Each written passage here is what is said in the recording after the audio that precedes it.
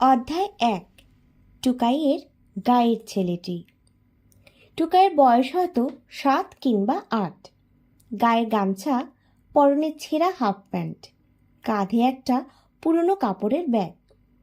টুকাই থাকে নদীর ধারে একটা ছোট্ট গ্রামে, নাম কলারঘাট।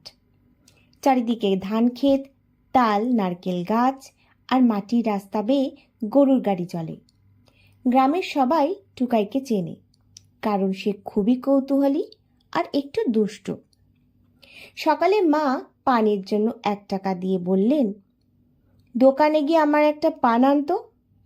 টুকাই হ্যাঁ বলে দৌড় লাগালো, কিন্তু দোকানে গিয়ে তার চোখ পড়ল রঙিন কাচের বোতলে রাখা লজেন্সের দিকে।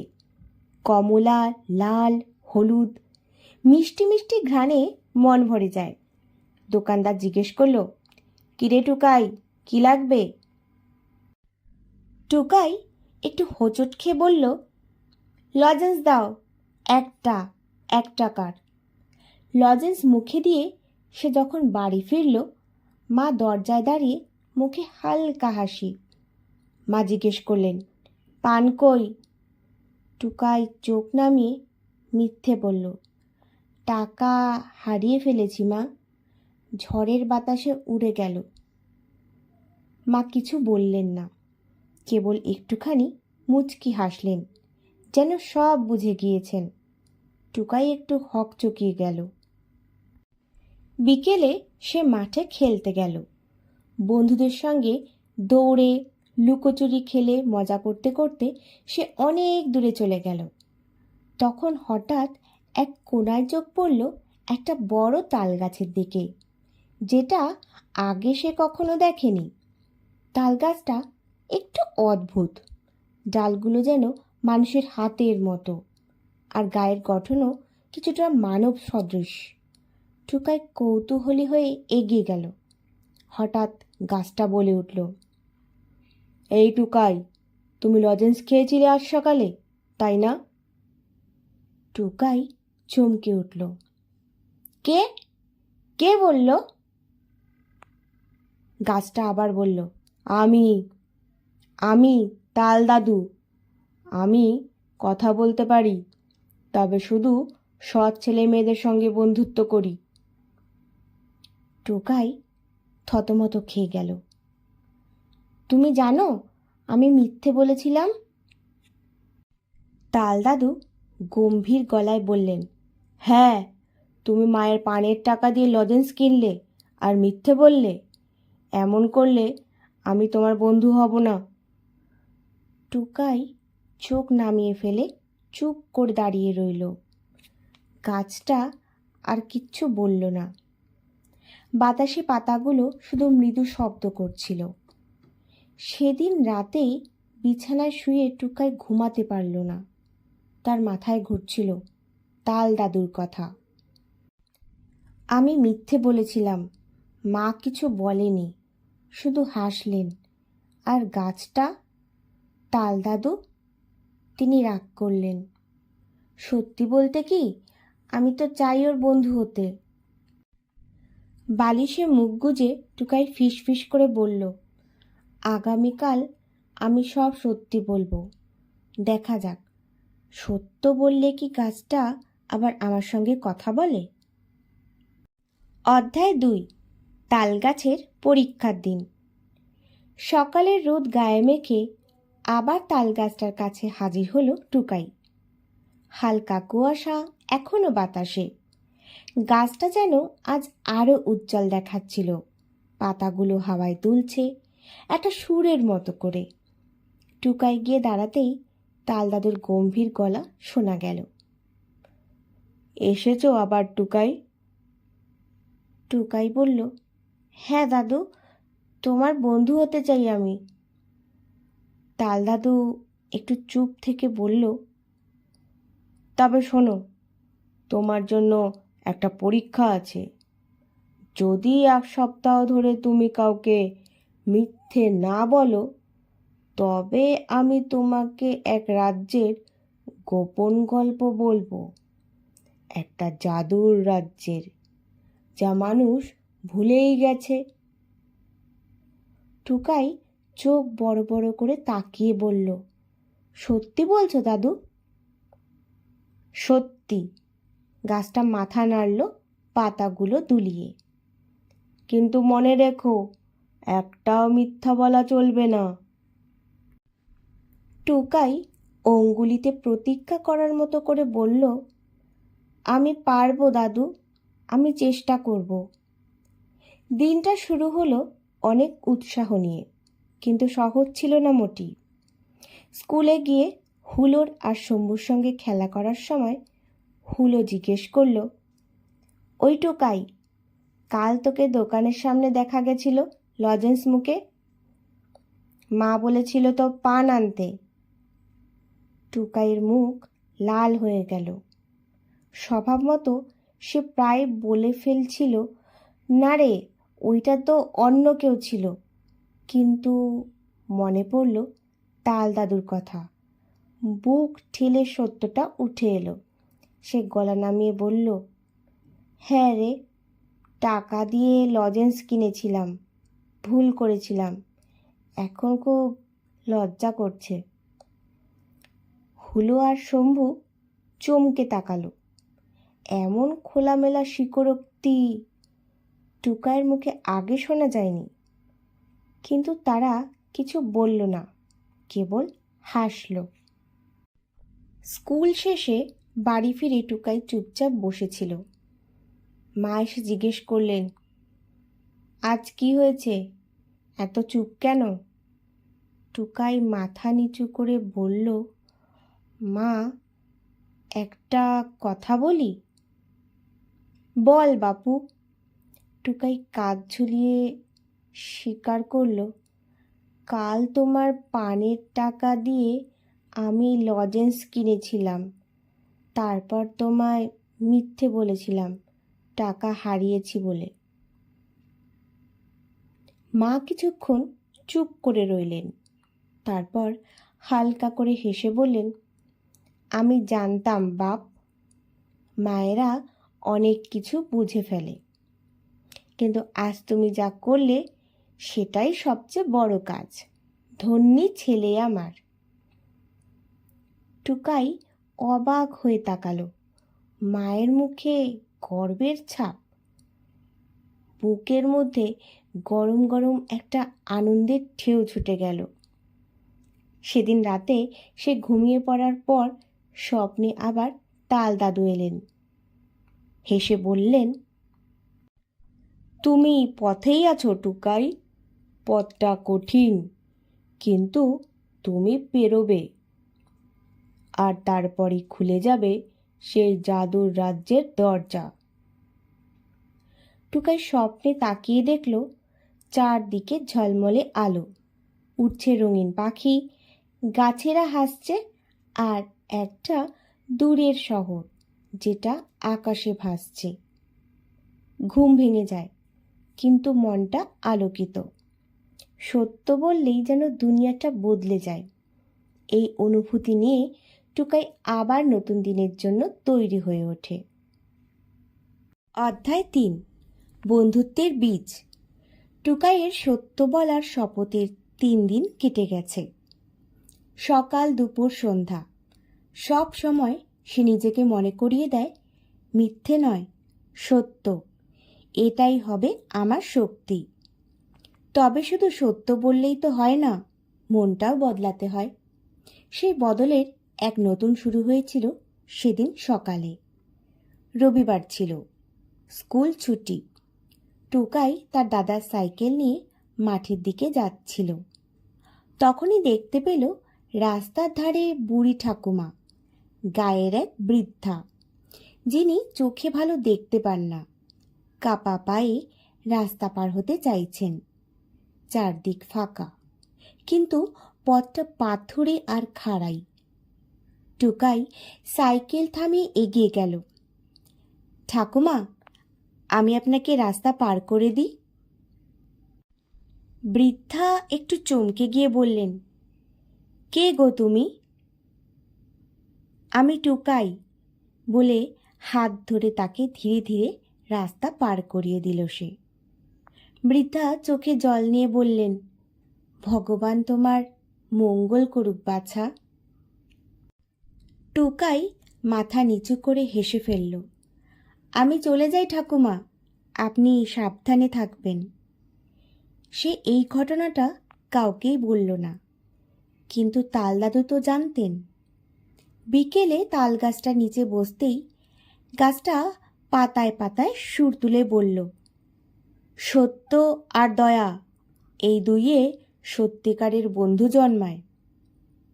টোকাই চমকে তাকালো। সে কিছু বলেনি, তবুও গাছটা জানে। তার মুখে এক টুকরো অবাক হাসি খেলে গেল। মনে হলো তালগাছটা শুধু কথা নয়, মনও পড়তে পারে। সন্ধ্যায় সে মাঠে গিয়েছিল খেলতে। ফুটবল চলছিল। হঠাৎ একটা ধাক্কায় ছোট্ট রাহুল পড়ে গেল। অন্য বাচ্চারা হেসে উঠল, কিন্তু টুকাই ছুটে গিয়ে রাহুলকে হাত ধরে তুলল। ব্যথা পেয়েছিস? রাহুল মাথা নেড়ে কান্না চেপে রাখে। টুকাই ব্যাগ থেকে ছোট জলের বোতল বের করে বলল, এটা খা, একটু ভালো লাগবে। রাহুল এক চুমুকে জল খেয়ে মৃদু হাসল। ওর মুখে সেই হাসি দেখে টুকাইয়ের বুকটা কেমন হালকা হয়ে গেল। এমন একটা শান্তি যেন বইছে মানে, যা আগে কখনো টের পায়নি। রাতের আকাশে শুয়ে শুয়ে সে তাকিয়ে থাকে। চাঁদের পাশে অনেকগুলো তারা।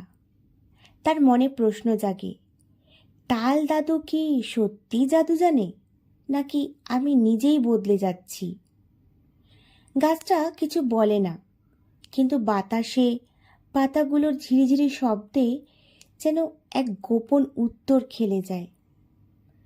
জাদু তো তোর মনেই ছিল টুকাই, আমি শুধু সেটা জাগিয়ে তুলেছি। সেই রাতে টুকাই স্বপ্ন দেখল এক বিশাল বাগান, যেখানকার প্রতিটা গাছে মানুষের মতো মুখ। তারা টুকাইকে দেখে বলল, তুমি বীজ বুনেছ বন্ধুত্বের, খুব তাড়াতাড়ি তার ফল পাবে। টুকাই ঘুমের মধ্যে হেসে ফেলল।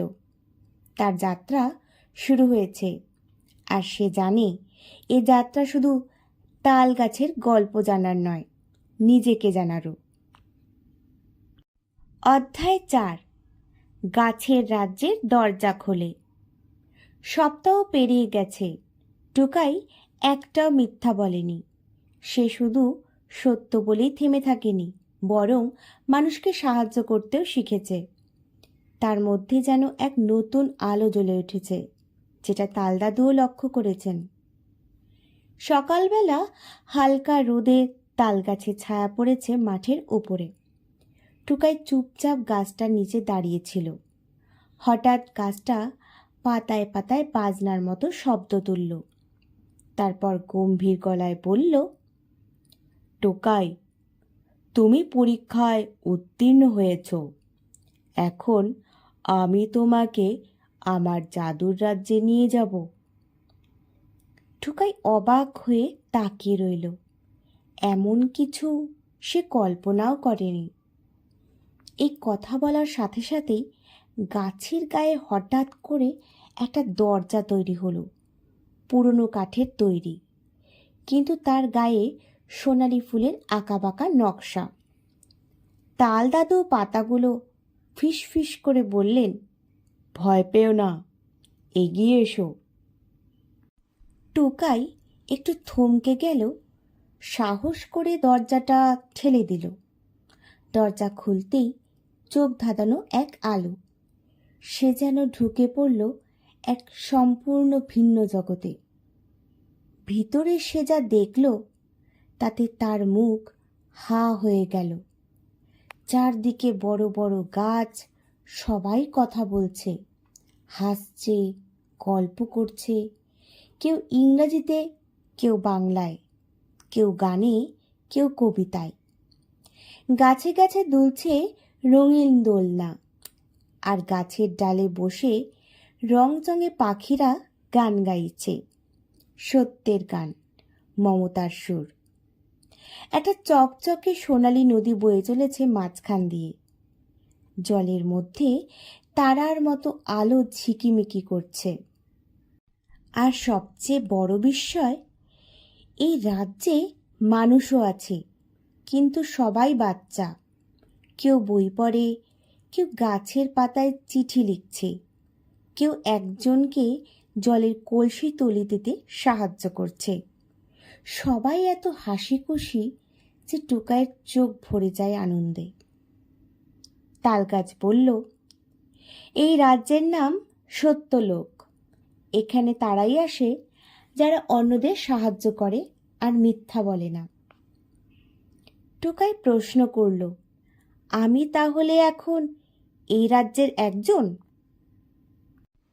তালগাছ মাথা নাড়ল, তুমি এখন আমাদের একজন, কিন্তু এখানেই থেকে গেলে চলবে না। তুমি যা শিখেছ সেটা তোমার গ্রামে ফিরে গিয়ে অন্যদেরও শেখাতে হবে। সত্যের বীজ যত ছড়াবে এই রাজ্য তত বড় হবে। টুকাই বুঝতে পারল, এ শুধু এক জাদুর জগৎ নয়, এটা বিশ্বাস আর ভালোবাসার এক পৃথিবী। কিছুক্ষণ সেখানে কাটিয়ে সে গাছের দরজা দিয়ে আবার নিজের গ্রামে ফিরে আসে, কিন্তু মন যেন রয়ে যায় সেই রাজ্যেই। তার মুখে এক অদ্ভুত প্রশান্তি। সে জানে এখন তার একটা দায়িত্ব আছে, সত্য, দয়া আর বন্ধুত্বের বীজ ছড়িয়ে দেওয়া। গাছটা পাতায় পাতায় বলল, এখন তুই একজন সত্যযোদ্ধা টুকাই, সামনে আরও পথ আছে। অধ্যায় 5, টুকাইয়ের নতুন যাত্রা। টুকাই ফিরে এসেছে। সত্যলোকের জাদু আর তালগাছের শিক্ষা তার মনে গভীরভাবে গেঁথে গেছে।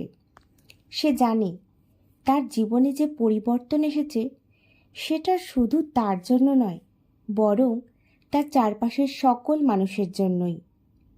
এই নতুন জীবন শুরু করতে তার হৃদয়ে এক নতুন উচ্ছ্বাস ছিল। প্রথম দিন থেকেই সে তার শিক্ষাগুলো প্রয়োগ করতে শুরু করে। গ্রামে তার বন্ধুরা, যারা সবসময় মজা করে তাকে পীড়িত করত, তারা টুকাইয়ের মধ্যে পরিবর্তন লক্ষ্য করতে পেরেছিল। একদিন মাঠে খেলতে গিয়ে টুকাই তার বন্ধু সোহমকে বলল, তুমি জানো, একদিন আমি একটা গাছের সঙ্গে বন্ধুত্ব করেছি যে কথা বলে। সোহম অবাক হয়ে বলল, কি, কথা বলা গাছ? তুমি ঠিক আছো তো? টুকাই হাসল এবং বলল, হ্যাঁ, সেটা সম্ভব। যখন তুমি সত্য বলো এবং অন্যদের সাহায্য করো তখন সব কিছুই সম্ভব। কিন্তু সোহম বা অন্যরা তা বিশ্বাস করতে পারেনি। তারা ভেবেছিল টুকাই হয়তো কোনো কল্পনা করছে। তবুও টুকাই কিছু বলল না। সে জানত গাছের সঙ্গে তার বন্ধুত্বের সত্যিকারের শক্তি এইভাবে বুঝিয়ে দেওয়া সম্ভব নয়। এটা শুধু তাদের নিজের উপলব্ধি। সেই দিন টুকাই যখন বাড়ি ফিরল, তার মা রান্নাঘরে ব্যস্ত ছিলেন।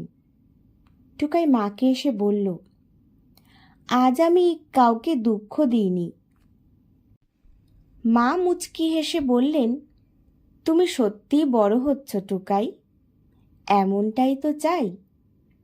যতদিন সত্য আর দয়া নিয়ে চলবে ততদিন এই পৃথিবীও সুন্দর হবে। সে রাতের আকাশের নিচে টুকাই ঘুমোতে যাবার আগে মায়ের মুখে একটা চুমু দিল।